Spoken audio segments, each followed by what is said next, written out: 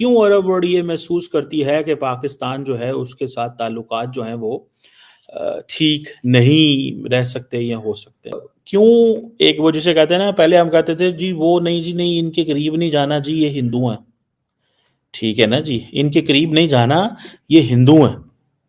अब बताएं मुझे क्या लेंस है अरब वर्ल्ड का, क्या लेंस है अरब वर्ल्ड का कि अरब वर्ल्ड हर जो मुस्लिम मुल्क हैं वो इंडिया को किस लेंस से देख रहे हैं। इट मीन्स कि हमने माजी में जो सारे का सारा प्योर लेंस था देखने का वही उन्होंने चेंज कर दिया। देखें, आज हमने 3 वॉर्स कर ली, पाकिस्तान ने 3 जंगें की, लेकिन उसका हल नहीं हम कर सके because we were not that powerful. फिर दुनिया सारी हमारे ऊपर, ये बिल्कुल दुरुस्त कहा गया कि हमारी डिप्लोमेसी कमजोर है, हमारी जो है अप्रोच कमजोर है, हम ओआईसी को इकट्ठा नहीं कर पाए हैं, मुस्लिम उम्मा एक तरफ होके बैक आवाज इसमें नहीं शामिल हो सकती है या हो रही है या हुई है कभी भी, और शायद वो हो भी ना, इसलिए कि इंडिया इतना ह्यूज हो गया, इतनी बड़ी ताकत बन गई है कि इस्लामी ममलिकतों की भी जो वाबस्तगी है या उनके इंटरेस्ट हैं वो काफी उनके साथ इन्वॉल्व होते हैं। कोई मुसलमान इस बात को तस्लीम नहीं करेगा कि इस पाकिस्तान के खिलाफ जंग करना जायज है। ये सैयदी रसूलुल्लाह का पाकिस्तान है, ये मदीने सानी है, ये रायात सूद वाला लश्कर है, ये वो फौज है जिसको सैयदी रसूलुल्लाह ने ग़ज़वाए हिंद के लिए तैयार किया। इन टर्म्स ऑफ हमारी जो न्यूक्लियर हमारी एबिलिटीज कैपेबिलिटीज हैं तो वो भूलते नहीं है, कहीं पे भी हो पाकिस्तान को हमको हमेशा याद रहता है। जी बिल्कुल ठीक कह रहे हैं आप, ये बात 100% दुरुस्त है। हिंदुस्तान का जो चेहरा है, मकरू चेहरा, वो दुनिया ने देखा है। स्टेट टेररिज्म ये खुद करते हैं, इल्ज़ाम पाकिस्तान के ऊपर लगाते हैं। आप जय हिंद दोस्तों, अगर मैं ईमानदारी से बताऊं तो कतर ही वो अरब देश था जिनके रिश्ते भारत के साथ थोड़ा अप एंड डाउन चलते थे।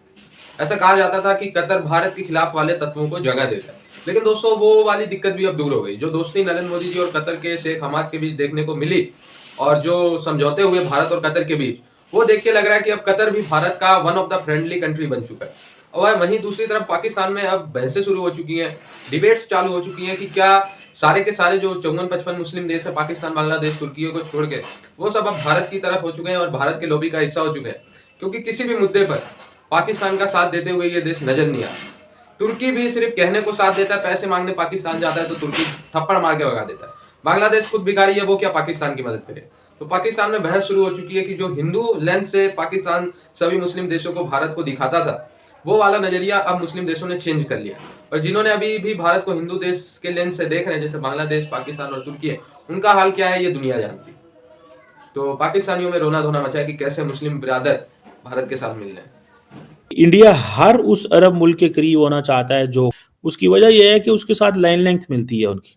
एंड देन कतर के पास रिसोर्सेज हैं, कतर के पास रिसोर्सेज हैं। अभी देखें ना, ये ओमान के साथ स्ट्रेटेजिक पार्टनरशिप, यूएई के साथ स्ट्रेटेजिक पार्टनरशिप, कतर के साथ स्ट्रेटेजिक पार्टनरशिप, जीसीसी के साथ स्ट्रेटेजिक पार्टनरशिप। पाकिस्तान कहाँ खड़ा? Where does Pakistan stand? Pakistan कहाँ पे खड़ा हुआ है? क्या पाकिस्तान की पोजीशन रह गई? क्या पाकिस्तान की पोजीशन रह गई इस सारी गेम के अंदर? क्यों दुनिया हमें छोड़ गई? ये तो इस पे वो जिसे कहते हैं ना, ये पूरे के पूरे सवाल बनते हैं ना सर जी, पूरे का पूरा सवाल बनता है इसमें कि क्यों रह गई दुनिया। ठीक है, दुनिया क्यों हमें जो है उसने इग्नोर किया, क्यों हम वो अपना रास्ता वो नहीं कर सके, क्यों हम वो चीज नहीं कर सके जो हमें करनी चाहिए। This is what I think, this is what I से, कि क्यों हम वो नहीं कर सके। कोई बंदा पूछे ना, कोई बंदा पूछे कि हम वो क्यों रास्ता हम खो गए। हमने कतर को ये क्यों समझा हुआ है कि हमारी लीडरशिप जो है वो ये समझती है कि हमने कतर के पास जाकर $1 बिलियन ले आना है। और दूसरा, हम क्यों इस चीज को नहीं महसूस कर पाए, क्यों इस चीज को नहीं महसूस कर पाए कि कतर ने क्यों एक वो जिसे कहते हैं ना, पहले हम कहते थे जी वो नहीं जी नहीं इनके करीब नहीं जाना जी ये हिंदू हैं, ठीक है ना जी, इनके करीब नहीं जाना ये हिंदू हैं। कोई मुसलमान इस बात को तस्लीम नहीं करेगा कि इस पाकिस्तान के खिलाफ जंग करना जायज है। ये सैयदी रसूलुल्लाह का पाकिस्तान है, ये मदीने सानी है, ये राया तो सूद वाला लश्कर है, ये वो फौज है जिसको सैयदी रसूलुल्लाह ने गज़वाए हिंद के लिए तैयार किया। इसके खिलाफ सिर्फ हिंदू मुशरिक जंग करते हैं, यहूदी सिहोनी काफिर जंग करते हैं, जहन्नुम के कुत्ते जंग करते हैं, बदतरीन मुर्तद और मुनाफिक जंग करते हैं। यही एक निशानी है कि यह पाकिस्तान वक्त का फुरकान, जिसने इस पाक सर जमीन से वफादारी की, वो अल्लाह उसके रसूल सल्लल्लाहु अलैहि वसल्लम का वफादार है, और जिसने इस पाक सर जमीन से खयानत की, वही अल्लाह उसके रसूल सल्लल्लाहु अलैहि वसल्लम का दुश्मन और जमीन में फसाद करने वाला। अल्लाह ने ये सारी निशानियां कुरान में बताई हैं। अब बताएं मुझे, क्या लेंस है अरब वर्ड का? क्या लेंस है अरब वर्ड का? कि अरब वर्ड हर जो मुस्लिम मुल्क हैं वो इंडिया को किस लेंस से देख रहे हैं? इट मींस कि हमने माजी में जो सारे का सारा प्योर लेंस था देखने का, वही उन्होंने चेंज कर दिया। सो जो फ्रेमवर्क हमने लगाया हुआ था, जो फ्रेमवर्क हमने अरब वर्ड के आगे रखा हुआ था, उस फ्रेमवर्क को उन्होंने उखाड़ के पीछे रख दिया। उस फ्रेमवर्क को ही उन्होंने उखाड़ के पीछे रख दिया।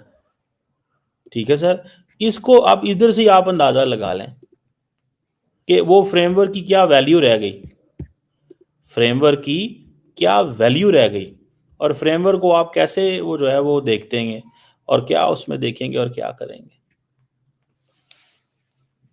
समझ रहे हैं बात?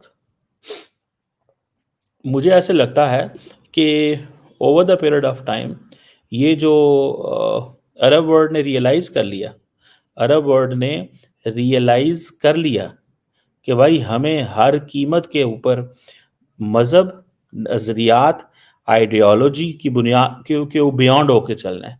लेकिन अगर आप इंडिया के हवाले से देखें तो India is thinking from an ideological lens. Indian leadership की जो फॉरेन पॉलिसी है that is on ideological lens है। Let's not underestimate this.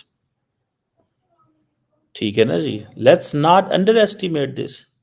इसको अंडर एस्टिमेट नहीं करना चाहिए, और उसकी वजह यही है, उसकी वजह यही है कि वो समझते हैं कि यार ये अब कब तक करेंगे। नरेंद्र मोदी फॉर एग्जांपल, उनके बारे में जो व्यू है या उनके बारे में जो वो जैसे कहते हैं ना तासुर है, तासुर वही है कि अब वो जो इंडियंस को when they are at home, उनको कहा जाता है, मुसलमान जो है वहाँ पे उनको ये कहा जाता है कि तुम्हारा इग्नोर द मुगल्स। जैसे वो सारी की सारी मुगल हिस्ट्री को ख़त्म करना चाहते हैं स्टेप बाय स्टेप। वो कहते हैं भाई हमारा इनसे कोई ताल्लुक ही नहीं है, ये हमारे थे ही नहीं, ये आए थे, इन्होंने हमें कन्वर्ट किया, ये हमारे लोगों के अंदर मुसलमान, इन्होंने मुसलमानों को बनाया और एक सेपरेट मुल्क बना दिया। मैं किसको सुन रहा था अगले दिन, स्वामी साहब को किसको सुन रहा था, उन्होंने कहा कि अगर 30% इंडिया के अंदर मुसलमान हो गए तो that is a threat to Indians to society. ये चीज थी। अब इसी तरह देखें कि मोदी साहब जो है वो उन्हीं की जो पार्टी है वो हर रोज ये कहते हैं कि जी फलां मस्जिद जो है इसके अंदर हमें यहाँ पे नीचे जो है वो मंदिर था, तो सुप्रीम कोर्ट ने उस इशू को वंस फॉर ऑल दबा दिया, ख़त्म कर दिया। उसने कहा कि आज के बाद इस तरह की कोई पिटीशन ना लेके आइएगा, बल्कि ऐसे अदारे बन गए जब ये राम मंदिर बना। ठीक है ना जी। सो ये आप देखें, सो एक तरफ नरेंद्र मोदी की पॉलिटिक्स ये है कि इन अरब वर्ल्ड के करीब ताल्लुकात बनाने हैं, ठीक है जी, लेकिन at home his foreign policy and his politics is purely on the basis of ideology, and that ideology ये है कि मैंने हिंदू जो स्कूल ऑफ थॉट है उसको, जैसे आप डॉक्टर जयशंकर की बुक लिखें, पढ़ें, why Bharat matters, why Bharat matters आप पढ़ें तो आपको पता चलेगा कि वाई भारत मैटर्स के अंदर कितना ज्यादा वो सारी की सारी जो डिप्लोमेसी है, सारी की सारी जो डिप्लोमेसी है वो उसी को एक्नॉलेज करते हैं, रिकग्नाइज करते हैं कि भाई साहब ये तो